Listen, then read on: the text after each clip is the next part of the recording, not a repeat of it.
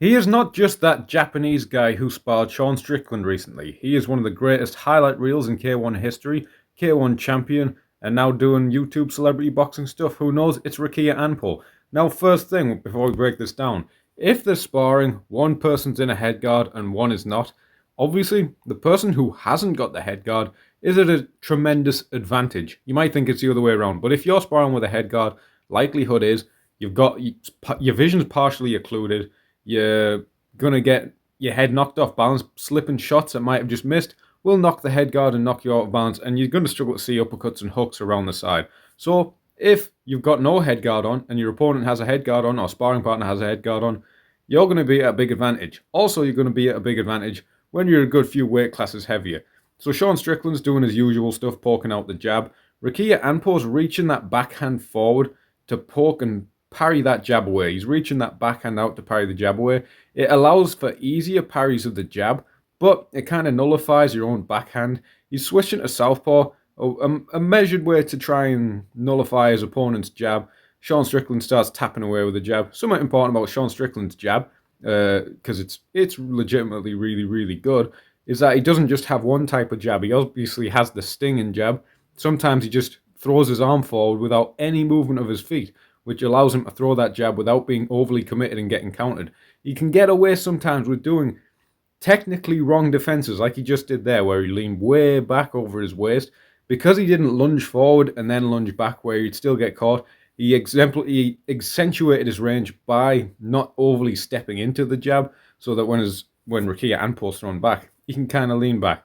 They decide, what are we doing? Sparring on this big open mat with windows and other guys running around when we've got a perfectly good cage. I often see this. People spar just on open mats or random spaces, even though they have a cage. Why would you not want to spar in a cage?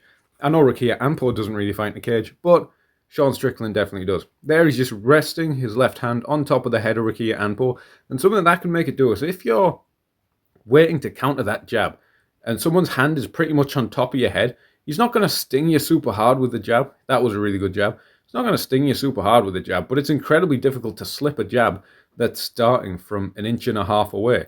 Rakia Anpo throwing back, going double to the body. He's swinging shots over, and then they kind of collide into the cameraman. Somewhat interesting there, Strickland. He circles out after a big use of energy by his training partner's opponent, and then he just sticks the jab. Rakia Anpo using the side-to-side movement. Obviously, he's having to give up the back foot sometimes because there's such a weight disadvantage. There he goes, body hook into left body hook. A lot of the time with that double body hook, better to open up with the back one, because you opened yourself up on the rear body hook and you manage to close your stance again on the left body hook. It's rare you see it the other way around. And after he did that, he feint low and went high. There's the round break, some antics or whatever. I don't even know what gym they're doing this in. I don't know if it's a Japanese gym. I don't know if it's an American gym. Well, it must be Japanese. There's kanji on the floor. So there must be some good Yakuza Popo convenience stores around the corner. This is a second round. Rakia Anpo trying to use a high guard. You see, Sean Strickland's kind of using the same guard, this Philly shell, as you Fight Night champion enthusiasts call it. And Rakia Anpo, because of this tricky jab, he's trying all kinds of different guards. He's using that lead hand up, backhand reaching out type guard. He's switching southpaw to try and nullify the importance of the jab. There he goes, jab body and hitting to the overhand right. Remember when you saw Mike Tyson have a place bar with John Jones for like 10 seconds and he immediately started jabbing to the body? And one of the most successful fights against John Jones was Alexander Gustafsson, who mixed in the jab to the body. Really effective against the taller person. There he's having to step. He's having to cover a bit of distance to reach for it, because Strickland has a little bit of a height and size advantage here. You know, Rakia Anpo's fought as low as 63, I believe, 63 kilos, and middleweight is 84. Don't ask me about the conversions. I probably have CTE. Creed tracks every day. Rakia Anpo having to use his high guard.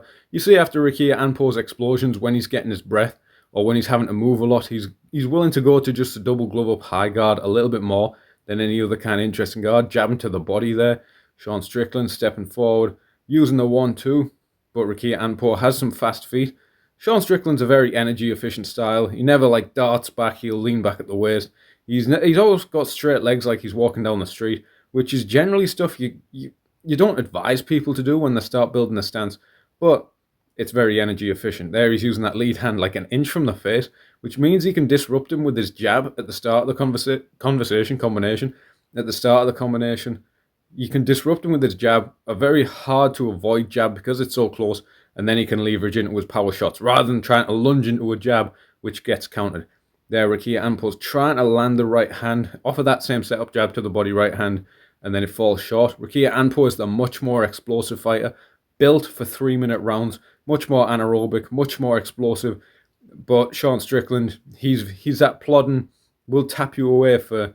He could probably keep up his pace for 12 hours. It's such a measured pace. Ricky Ampo circling a lot more, using a lot more energy, using that right hand to parry. There you saw an example of the head guard just being a bit of a nuisance. You know, sometimes you want to slip by a millimeter. You don't want to flip by an inch. You want to flip by a millimeter. But if you do that in a head guard, it can catch the head guard and turn you away, so you're open for the next shot. There, frame, uppercut's a little bit dirty boxing. Is Ricky Ampo fighting Manny Pacquiao? Or has he already fought? Who knows? There's a little jab.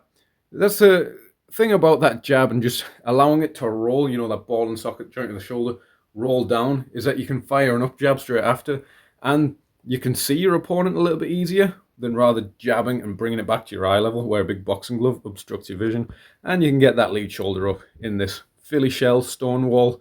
We need a bit of a cooler name. A Philly shell sounds like some kind of regional delicacy from Philadelphia. The kind that Bruce Springsteen was singing about. Getting a little water break. Let's skip all this. Get back in the rounds. I don't know how long these rounds were. I think they were 3-minute rounds. I don't know how many they're doing or how long they're taking between. That reach of the lead hand out by Sean Strickland is just a measure of distance as well. Makes it an obstruction that Ricky Ampo has to use big movements to get around. Ricky Ampo mixing up ways he's circling. That's a good little Eddie Alvarez trick where he did the side-to-side feint, lateral feint. Then he hits that dip to try and get inside of that lead hand frame and hits a body hook. He does hit the body incredibly well, and there he hits the head. You tend to notice in these spars, especially at the beginning of rounds, like Ricky Ampo will dig to the body with some really well set up shots, and then he can use that feint to go at the head. He's using that southpaw. He didn't really throw any shots. Maybe he's just a more confident kicker from southpaw than he is a boxer, swinging a big left hook from his rear hand. That has a lot of distance to cover in the open stance. And then we see these Diaz-esque little paps away from Mr. Strickland. You can just reach that hand out. There, you're getting hit with the overhand. Nice low feint into the overhand by Ricky Ampo. Ricky Ampo lands a much sharper, harder shot and would probably have put Sean Strickland in their ass, on his ass, if there wasn't like 3 or 4 weight classes between them. Side feints. Sean Strickland using that mix of tempo on the jab. And another thing Sean Strickland does is, like right there with his right hand, he doesn't always throw it straight, because sometimes the straight, clean shot is what you want to throw and it's generally most effective, but it's also what you've been trained to defend against the most. If someone scoops a right hand on an uppercut or a right hook at a weird angle, it's very hard to slip. It can be very hard to block, even with good boxing gloves on. It can be very hard to block, and it's something you read a little bit less, especially the way Sean Strickland throws it there. Hitting that right hook around, catching to the ear. A little plus is you can pretty much land a legal shot to the back of the head in MMA, especially if someone's slipping, dipping, diving, ducking, and dodging. You can catch that shot to the back of the head, or if someone's really shelling, they put the head forward. Then, lovely little uppercut, gets away with that lean back, using both hands to frame. You know, he's very comfortable just to put his hand on his training partner, put his hand on Ricky Ampo. There's that classic Edwin Hazlett jab hook cross to get the right hand to open up.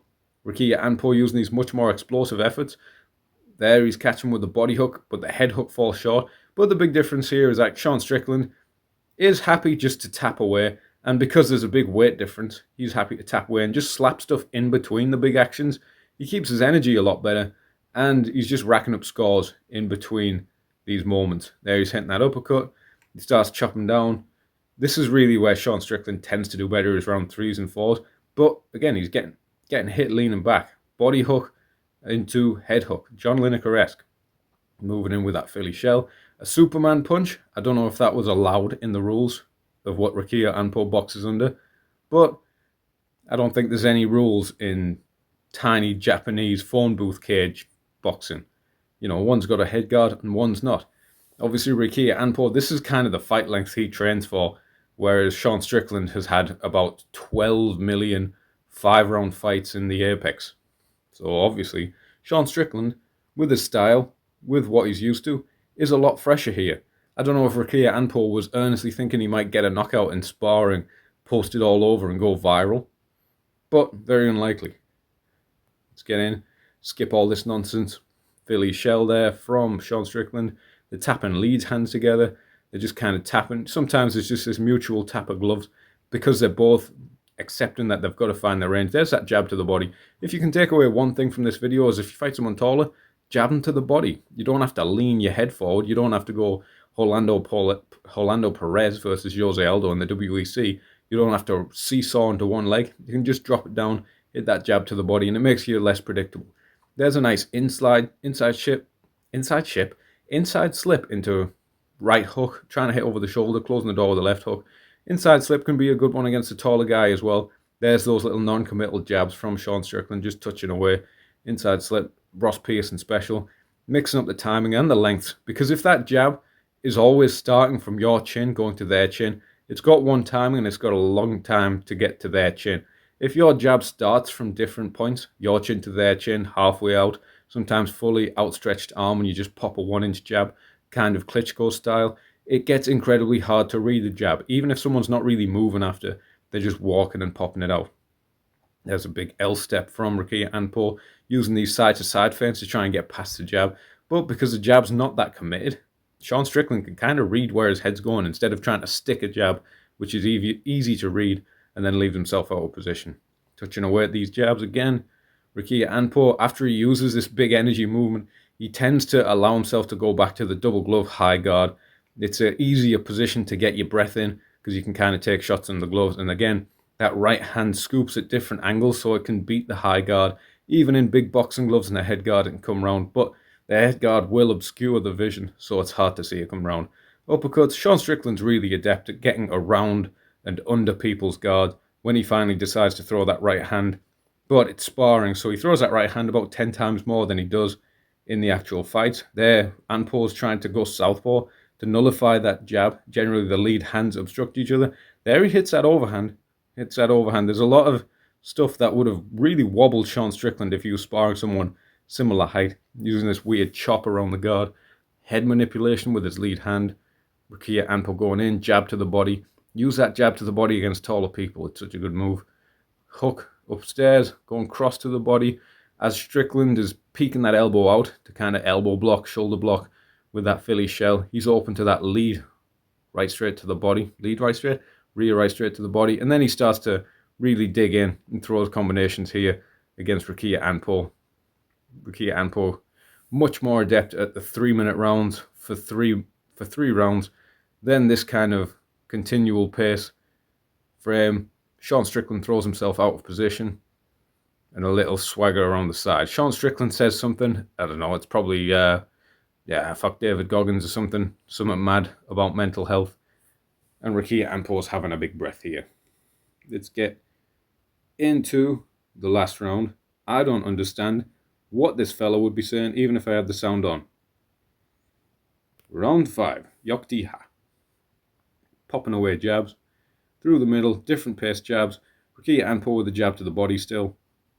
This jab that comes from Strickland at different lengths. It's hard to read. Although there was a series of really good left hooks there. Sometimes he was just leaning in. And Rukia Anpo's explosive enough to even just cover the distance without much of a setup. Just fly in with a left hook. Easier to read that time. There was no real setup or feint before it. So he whiffed on his left hook. Sean Strickland tapping around the guard. That right hand is so awkward to slip. You get trained to slip a very straight textbook right hand, but it's a right hand that rarely comes out in a fight unless you're fighting someone like Robert Whittaker who throws it textbook, but then he'll head kick you.